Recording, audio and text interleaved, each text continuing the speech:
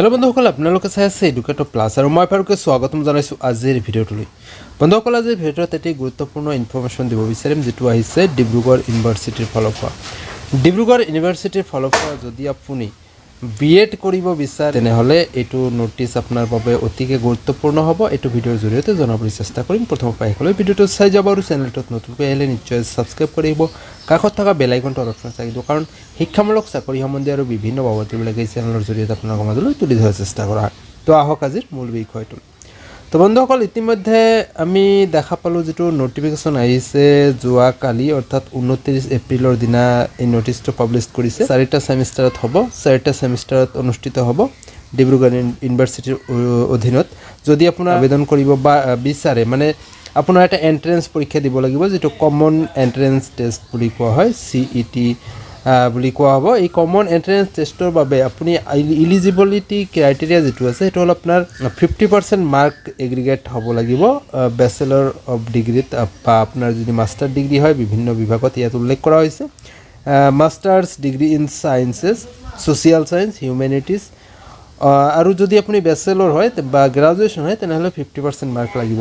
এতিয়া কথা হ'ল যে 50% মাৰ্ক যেটো এগ্ৰিগেট বুলি কোৱা হৈছে এই এগ্ৰিগেট মাৰ্ক বুলিলে আসলতে কি বুজিব যদি এজন ব্যক্তিয়ে তেখেতৰ অনাৰ্সৰ 50% বা তাতকৈ বেছি মাৰ্ক পাইছে হেতু কিন্তু এগ্ৰিগেট 50% বুলি ধৰা নহব কাৰণ তো বাকি বিষয়বোৰতো তেওঁৰ 50% মাৰ্ক থাকিব লাগিব।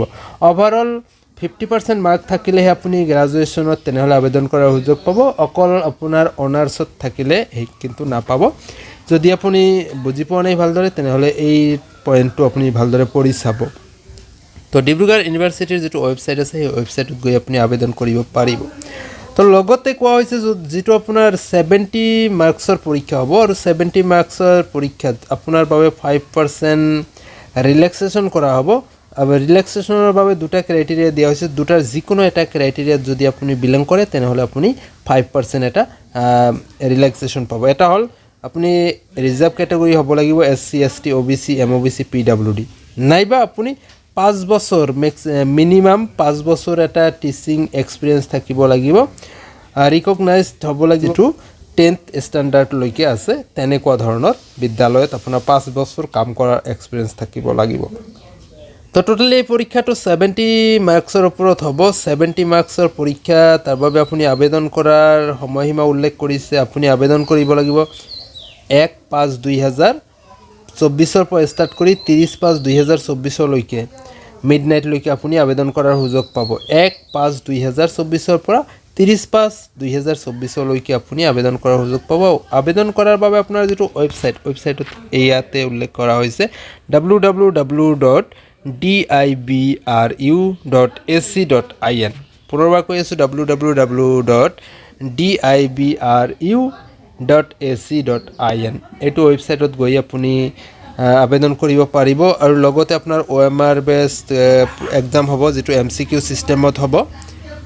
লগতে আপোনাৰ এক্সামৰ বাবে যেটো ফি দিব লাগিব 950 টকা আপোনাৰ এক্সাম ফি আছে।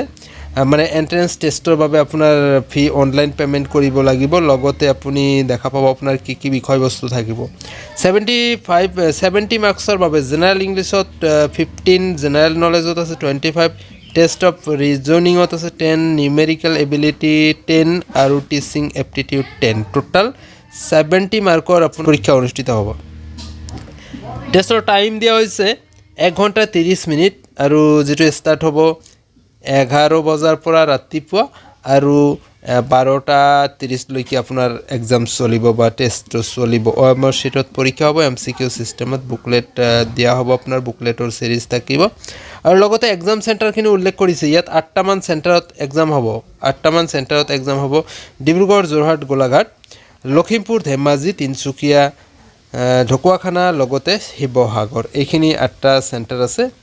আৰু লগতে আপোনাৰ যেটো আবেদন কৰিব যাব আবেদন কৰিব যাওতে আপোনাৰ দুটা বস্তু আপলোড কৰিব লাগিব। এটা হ'ল 1 কালাৰ পাসপোৰ্ট সাইজ ফটোগ্ৰাফ আৰু এটা হ'ল সিগনেচাৰ অফ ক্যান্ডিডেট। এই দুটা বস্তু আপুনি আপলোড কৰিব লাগিব। আৰু পুনৰবাৰ কৈ আছো ইম্পৰ্টেন্স ডেটখিনি। অনলাইন এপ্লিকেশন পোৰ্টাল এক্টিভ হ'ব 1/5/2024 পৰা আৰু লাষ্ট ডেট হ'ব সাবমিশনৰ 30/5/2024। ডেট অফ টেষ্ট যিটো CETৰ যিটো টেষ্টৰ ডেট যিটো আছে 13/7/2024 আৰু লগতে date of declaration result declare কৰা হ'ব আপোনালোকক 25/7/2024। তো বন্ধুসকল যদি আপুনি BEd ল'ব বিচাৰে তেনেহ'লে নিশ্চয়কৈ এইটোত আবেদন কৰিব পাৰে আৰু সবিশেষ জানিবলৈ আপোনালোকে ডিব্ৰুগড় যিটো ইউনিভাৰ্চিটি আছে তাৰ ৱেবছাইটত গৈ আপোনালোকে PDFটো ডাউনলোড কৰি ল'ব পাৰে বা সবিশেষ জানিব পাৰে। তো আজিৰ ভিডিঅ'টোৰ জৰিয়তে আপোনালোকক এই কথাখিনি জনাৰ চেষ্টা কৰা ভাল পালে নিশ্চয় লাইক কৰিব, যিমান পাৰে বন্ধু বান্ধৱীলৈ শ্বেয়াৰ কৰিব, আপোনাৰ মতামতটো কমেণ্ট ছেকশ্যনত কমেণ্ট কৰি জনাবলৈ নাপাহৰিব।